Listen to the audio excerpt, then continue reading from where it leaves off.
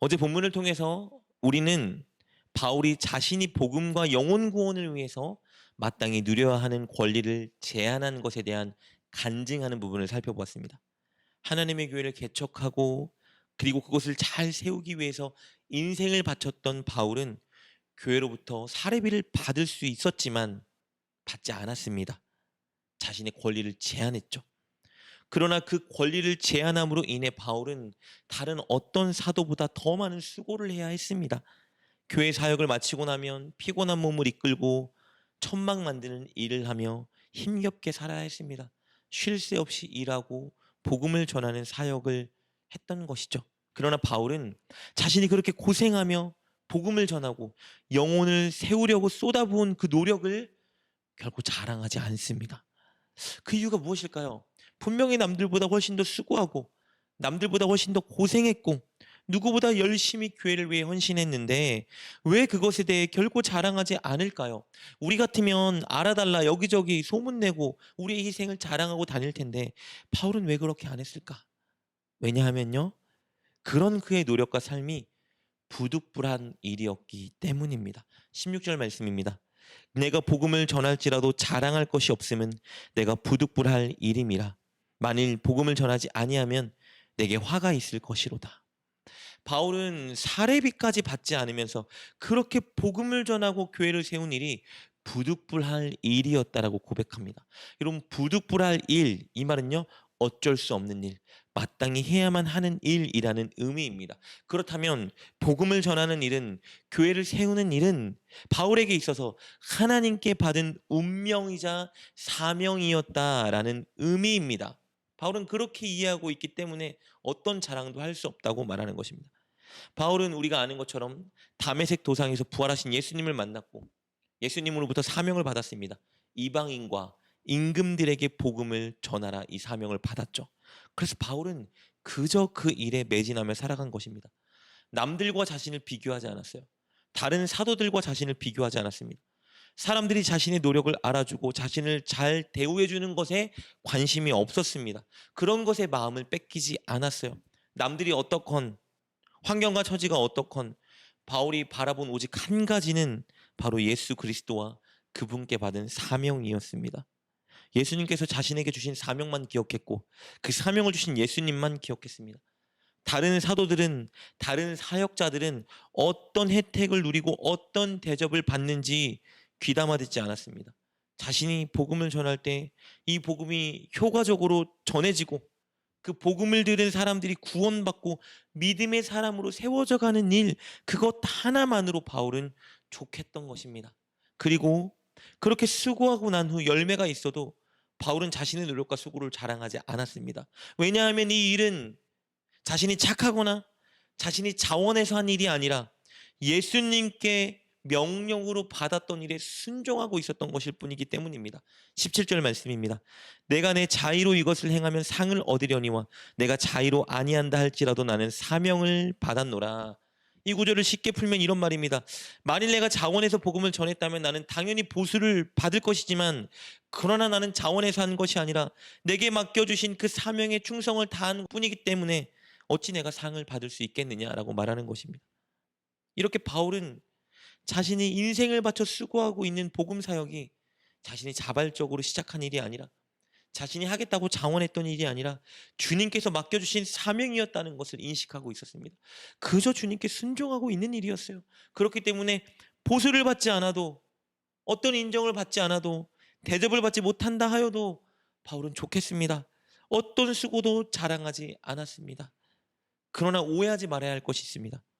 바울이 비록 주님께 명을 받아 사명을 감당하는 일을 하고 있었지만 그리고 이 일이 너무 힘들고 고생스러운 일이었지만 바울이 자신이 받은 사명을 그저 고역과 골치 아픈 복종이라고 생각한 적은 없습니다. 오히려 그는 자신이 받은 사명을 주님이 나에게 주신 최고 영광스러운 부르심으로 여기고 있었습니다. 감사할 일이라고 여기고 있었던 것입니다. 마지못해 끌려가며 수고하는 사역이 아니라 부르신 분은 주님이고 명령하신 분은 주님이었지만 자신이 주님과 발맞춰감으로 감사함으로 기쁨으로 자원함으로 이 일을 감당하고 있었던 것입니다. 바울은 이 간증을 하고 난 후에 이렇게 순종하는 자신에게도 상이 있다라고 고백하는데요. 18절 말씀입니다. 그런즉 내 상이 무엇이냐? 내가 복음을 전할 때 값없이 전하고 복음으로 말미암아 내게 있는 권리를 다 쓰지 아니하는 이것이로다. 바울이 상이 있다라고 말하는데요. 그 상이 뭐냐 하면요. 자신이 복음을 전할 때 보수를 받지 않고 값없이 전한 것, 그것이 상이라고 말합니다. 여러분 얼핏 보면 말장난 같지 않습니까? 아무것도 받지 못한 것이 상이라고 말하고 있습니다. 그럼 바울은 복음을 전할 때 자신이 고린도 교회 성도들에게 후원을 받지 않았기 때문에 자신이 전하는 이 복음이 왜곡되지 않게 전달될 수 있었고요. 그리고 그 복음을 들은 사람들이 주님을 믿어 영적인 큰 열매가 맺어졌습니다. 게다가 바울은 고린도 교회 성도들에게 후원을 받지 않았기 때문에 고린도 교회 성도들에게 얽매이지 않을 수 있었습니다. 무슨 말이냐면요. 당시 유랑 연설가들은 고린도 지역 시민들로부터 많은 재정적인 후원을 받았죠. 후원을 받으면 후원해주는 후원자들의 비위를 맞추고 그들에게 묶여야 됩니다. 그런데 바울은 고린도 성도들에게 후원을 받지 않았기 때문에 자유로웠다. 이 말은 무슨 말이냐? 다른 복음이 필요한 곳에도 자유롭게 가서 복음을 전할 수 있었다는 고백인 것입니다. 여러분 정리하자면 이런 말이에요. 바울은 복음을 전하고 교회를 세우고 성도를 섬기는 일을 주께 받은 부득불한 일, 즉 자신의 사명이자 운명이라 여겼습니다. 그래서 다른 어떤 것도 바라보지 않았죠. 좋은 보수를 바라지도 않았고요. 다른 사도나 사역자들이나 연설가들이 누리는 그런 권리를 바라보지도 않았습니다. 자신의 수고를 내세우거나 자랑하지도 않았습니다. 오직 사명을 주신 그 예수님만 바라보며 예수님께서 맡겨주신 그 일에만 최선을 다하는 각오로 살았습니다. 그랬더니 교회가 든든히 세워졌고 많은 영혼들이 구원을 받았고 또 복음이 필요한 다른 지역에 가서도 자유로이 복음을 전해 열매를 맺을 수 있었습니다. 그러니 되돌아봤더니 결국은 재정적인 후원을 받지 않은 그것이 바로 나에게는 가장 큰 상이었다라고 그가 고백하고 있는 것입니다.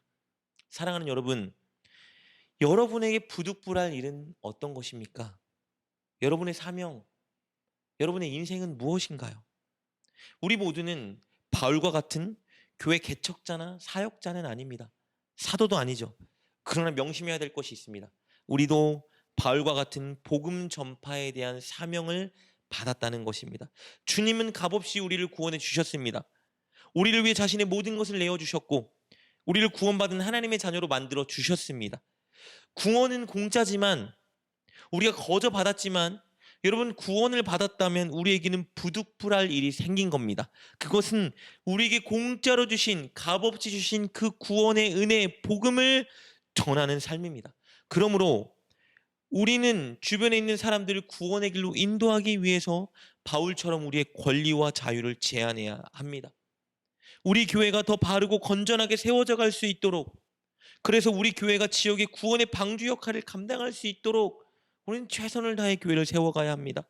이것을 우리의 부득불할 일로 여길 때, 운명으로 여길 때 우리는 사람을 바라보지 않고 보수를 바라지 않고 혹은 우리의 노력과 희생을 자랑하지 않고 시험 들지 않고 감사와 기쁨으로 이 일을 감당할 수 있을 것입니다. 사랑하는 여러분, 늘 구원받은 자답게 구원의 은혜를 전하는 이 부득불할 일을 감당하는 저와 여러분 될 수 있기를 주님의 이름으로 축복합니다. 기도하겠습니다. 하나님, 우리에게 값없는 은혜를 베풀어 주시고 구원해 주셔서 감사합니다. 우리가 하나님의 은혜를 받은 자답게 살게 하여 주옵소서. 값없이 받은 그 놀라운 은혜를 전하기 위해 복음을 전하고 교회를 든든히 세워가며 성도를 섬기게 하여 주옵소서.